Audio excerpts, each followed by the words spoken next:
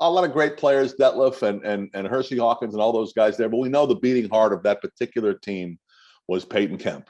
And, that's what made it special. That's what gave them the edge over a lot of teams they were playing. That's what teams had to beat when they came in.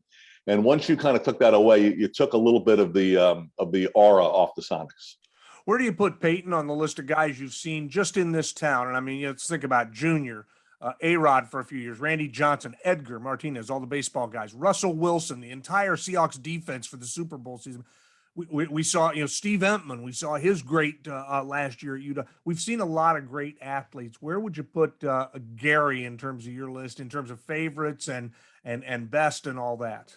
Well, I mean, in terms of favorites, he was probably my favorite because of the trash talking, which got a chance to hear up close on several occasions, which was fabulous, just unbelievable.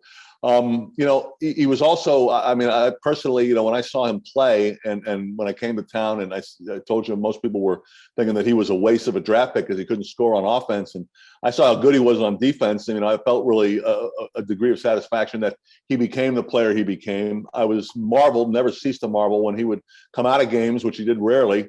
Frank Furtado would set him up with this crazy device. Remember that, Gas? Yeah. He'd sit at the end of the bench and back would be arched up because he had such a bad back. And he would sit there and you'd be thinking, how is this guy even playing? And he'd come out and play full bore. And I think because he played as hard as he played, this was a town that loved defense to begin with. When I got here is when the Husky team, you may be familiar with them, a national championship Husky team. Yes. I've heard. Somebody should do a book. Somebody should do a book about them. But, they were winning with defense. Defense was a chant in the kingdom over the years. So, having a great defensive player was something that Seattle fans related to. And I think the other key thing to mention that Seattle fans really related to was a blue-collar work ethic, which is what Gary Payton brought. He played hard, he played hurt, he played every game. So I think, the only thing missing, obviously, is a championship ring. But from the basketball standpoint, I'd have to put him at number one, although there are so many other great guys, and he's certainly in the top 10 in Seattle. He just busted his ass every night. And a lot of guys in the NBA you can say that about, but there are also a lot of guys in the NBA who take nights off. I mean, is that the truth? The whole spoof with Kareem and airplane is legit. A lot of people say, guys take certain nights off, and it's just how it goes when you play. Now they're even more blatant about it. They just don't play guys. They call it load management. Can you imagine somebody saying to Gary Payton, we're going to do load management and not play you tonight? I think that would have gone over with the glove. Expletive deleted, man. Expletive deleted.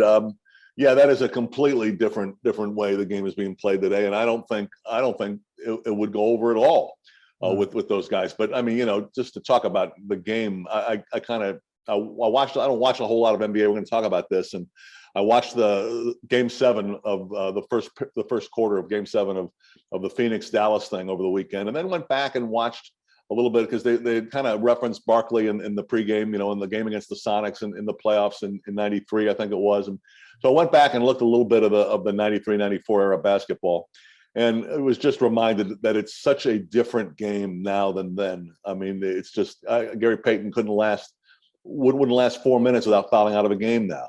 Right. It's just such a different game, and it's too bad in my book because I really enjoyed it back then. But no, he would be one of a bunch of guys that would be looking at you crazy if you were talking about taking him out. Yeah, we had Danny O'Neill on as a guest earlier in the season, and he and I think I know we had Locke on as well, and I asked both of them, should we allow some hand checking back into the game? And their answer, and David in particular, Locke, I mean, he's watching the NBA every night. Right.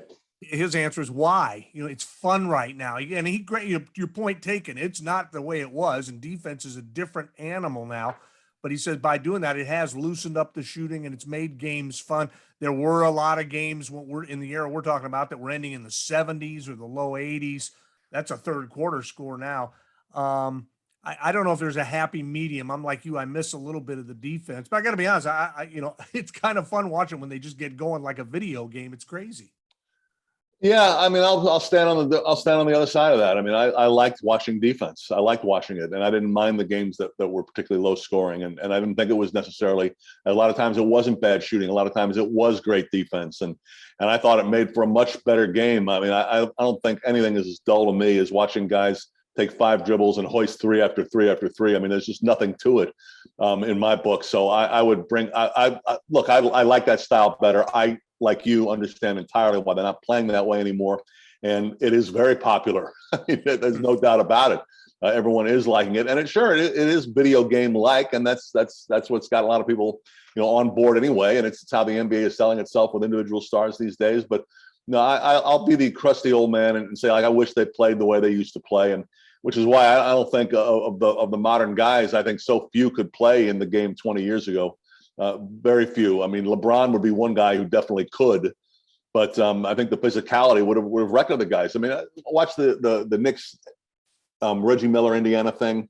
Yeah. They did a 30 for 30 on, and just to hear the Knicks and Riley and Ewing talk about how if you went down the lane, you were going to get hit.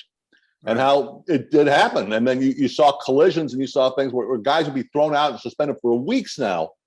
Were sometimes not even called for fouls, back then. So I enjoyed the game more when it was a defensive game, when there was more strategy to it. To me, James Harden has been the worst thing. And I know it's not everyone, but James Harden's basketball is the worst basketball that I think I've ever seen. Just standing there dribbling and then hoisting up 3 after 3 it just doesn't appeal to me. It drives me nuts late in games, in particular, more so in the college game than the pros, wherever in the college mimics the pros now. But when you'll see a team in the NCAA tournament, it's like, all right, guys, you have to win today. You cannot lose this game. And they'll be down by 2 and they have 8 seconds left. They call a timeout, and the play is you dribble the ball till there's 1 second left and then shoot from wherever you are on the floor. Right. You understand all you need is a layup here to keep yourselves alive. And it's frustrating to see that. Well, no bigger change in basketball, college or pro, than the 3-point shooting line. Yeah. It Absolutely. changed the game. And especially, remember, guys, when it first came in, it was like 24 feet in the corners. It was really a challenging shot. And now it's not. So it's changed the game.